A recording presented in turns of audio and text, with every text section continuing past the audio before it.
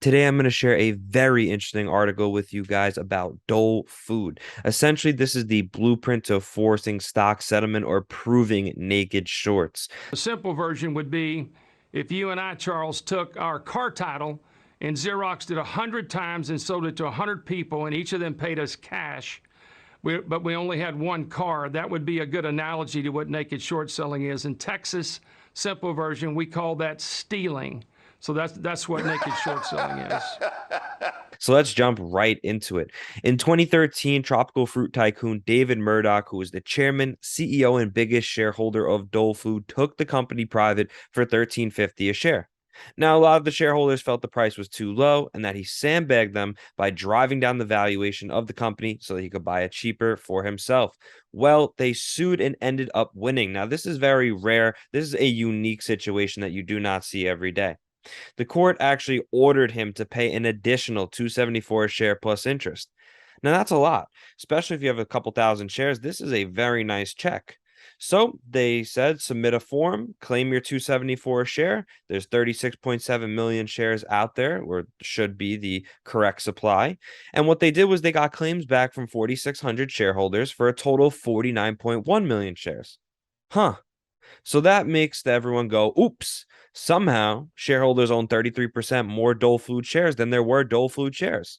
Violence or, sound like I'm promoting violence. I think that, it's more or less because. So the simple explanation would be a quarter of those people were lying, but nope, almost all the claims are valid or at least legally eligible. So the lawyers had to go back and see how did this happen and what to do about it.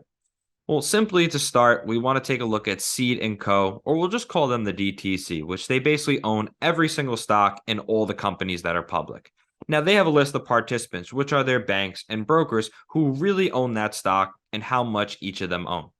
Then they also keep a list. So let's say, for example, TD Ameritrade owns 5 million shares of XYZ stock. Now they have a list of all their clients or all their retail investors and funds that own the stock with them. The DTC then has a list of how many shares TD Ameritrade or Fidelity owns of that certain company. Okay, so it's just levels to it. Very simple. If all this makes your head hurt, you're not alone. Sometimes it makes the DTC's head hurt too, and it needs to lie down for a while in a dark room and listen to soothing music. The DTC calls this a chill period, and I'm not kidding. So when there's a merger that's about to close, it's too hectic for the DTC to keep both track of trades and deal with getting the merger payments to shareholders. So the DTC will place a chill on the stock, which is just simply not recording the trades 3 days leading up to closing.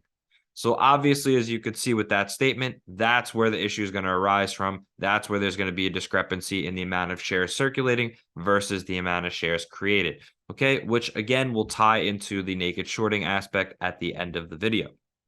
So when the DTC places chills on the records, that's for the 3 days leading up to November 1st.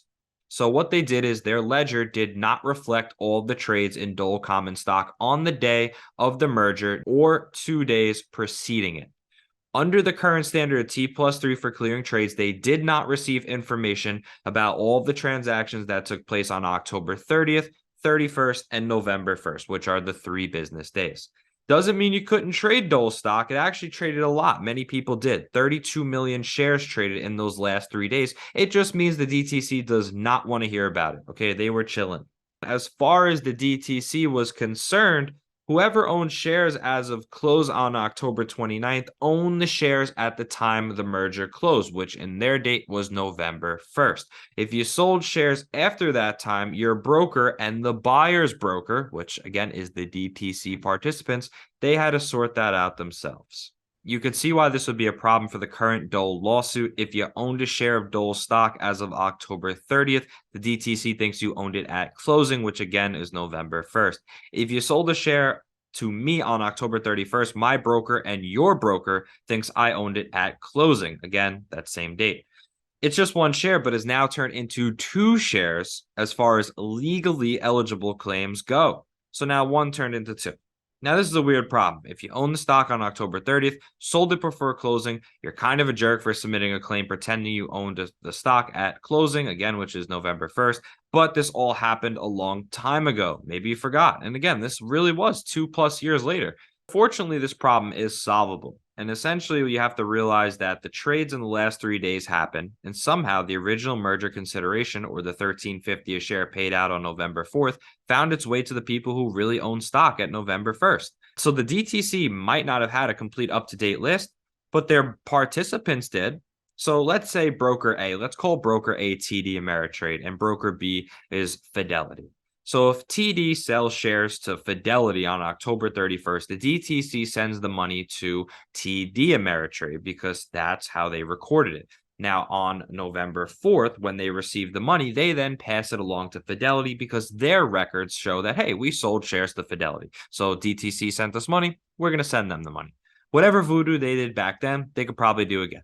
So the problem of distributing the 274 could be reduced to a previously solved problem, which is the same problem as distributing the 1350. So basically the DTC saying, hey, go check your records. That's on you. You should easily be able to look back, see who owns what, see where you sold the shares or who sold, or naked shorted, whatever it might be. You have the list of all your clients, the names, and all the transactions. Okay, that's basically where we're getting at.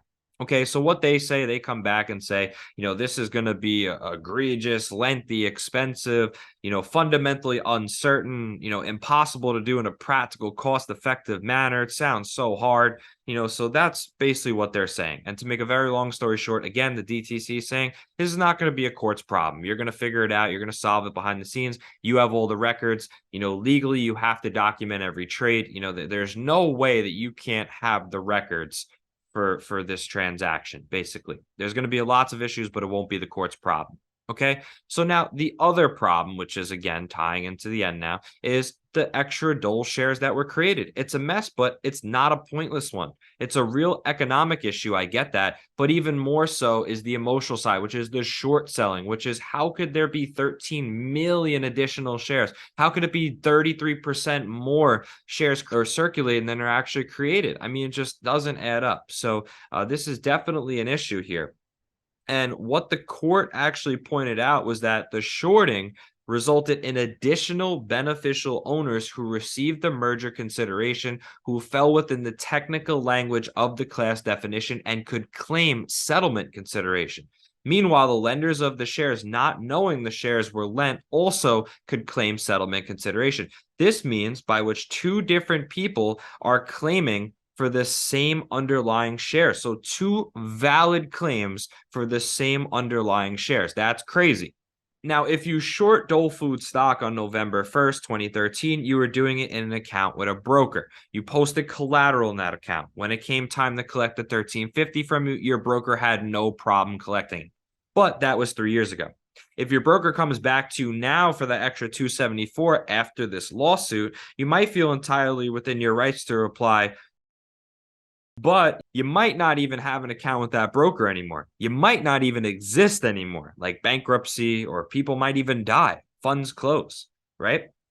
You certainly haven't been posting collateral against your Dole Food short position for the last 3 years. That position was closed out years ago.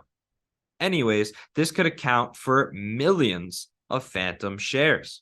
As of October 31st, 2013, traders had shorted approximately 2.9 million shares of Dole common stock. Because the price of Dole common traded above the merger price through closing, it is likely the traders shorted an additional shares on November 1st, resulting in even more shares in short positions as of closing. So that's a fun one. I don't know how the brokers will deal with the problem, but I just like to quote the court and say, any ensuing disputes are between the beneficial owners and the custodial bank and brokers. Let us wash our hands of them. So basically, the DTC doesn't care, said, hey, that's a broker's problem. And in the end, we don't actually know who paid that out or who was responsible. But what I do have is Matt Levine's Twitter here. So you guys can go and check him out, send him a message, ask him, what happened with Dole Foods. This is the article he wrote, Matt Levine, BQ Prime. So yeah, Bloomberg, check this out. I'm really interested too who had to pay it out, but it was really interesting article again on how it proved naked shorts 100%. There was simply more supply than shares that actually existed.